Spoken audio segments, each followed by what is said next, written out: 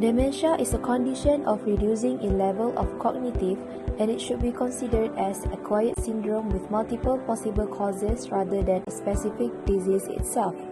For example, dementia syndrome, which is a progressive decline in language, can be happen because of various diseases such as Alzheimer's disease, tumor over the language cortex, or even frontotemporal lobar degeneration can also lead to dementia.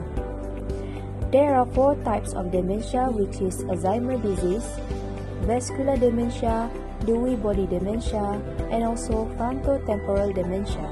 Inskip et al. 2016 said that 44 million people is estimated in worldwide prevalence of dementia, and it is expected that it can increase between 135 million by 2050. According to a study conducted by Nitman et al. 2011, Alzheimer's Disease International report said that the prevalence in Malaysia in 2005 was 0.063% with the incline rate of 0.020% annually. It is estimated that this figure will increase to 0.126% and 0.454% in 2020 and 2050. Signs and symptoms that usually happen to the patient with dementia is amnesia, apasia, apraxia, agnosia, and also physiological and behavioral disturbance. Amnesia can affect certain memories of the patient, such as episodic memory, which is the memory for personal life event, semantic memory, which is the memory for facts about world, visual-spatial memory, which is the memory to remember places and faces, and the last one is the working memory, which is the ability to remember a list of words and number. Physiological and behavioral disturbance that usually happen to the patient is the changes in personality, mood, and depression.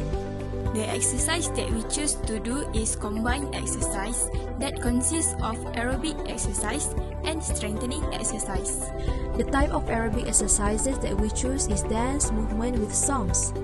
Dance movements are chosen for the innovation is because of it can be done by other family members too. Besides, we add some songs to gain interest for the patient. Based on Goris et al. 2016, the non-pharmacological intervention such as music tested to reduce apathy among the patient with dementia. For strengthening exercise, there are 2 upper limb exercises and 3 lower limb exercises, including first, shoulder flexion 90 degree in sitting position. Second, shoulder abduction 90 degree in sitting position. Third, hip abduction in standing position, which is side leg lift. Fourth, hip extension in standing position, which is back leg lift. And lastly, plantar flexion in standing position, which is tiptoe. The exercise will be performed for 3 sessions per week for 12 weeks.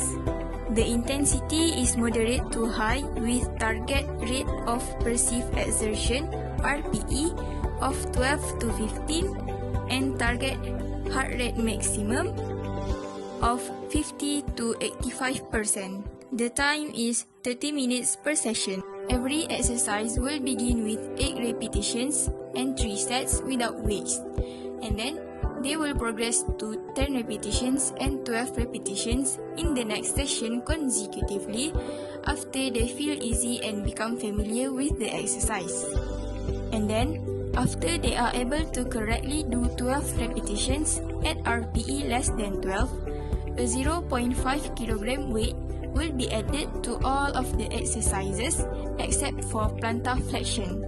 The patients will be using dumbbell for upper limb exercises and sandbag for lower limb exercises.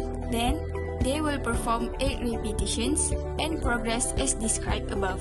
The weights will only be increased between 0 kg to 1.5 kg in 0.5 kg increments only. For the precaution during lower limb exercise, we have to put chair in front of patients when doing exercise to prevent adverse events such as falls and injuries. The benefits of combined exercise are: first, to slow down cognitive and motor function decline in patients with dementia. Second, to improve cardiorespiratory fitness. Next, to improve balance, strength, and functional activity, and lastly, to reduce apathy and agitation.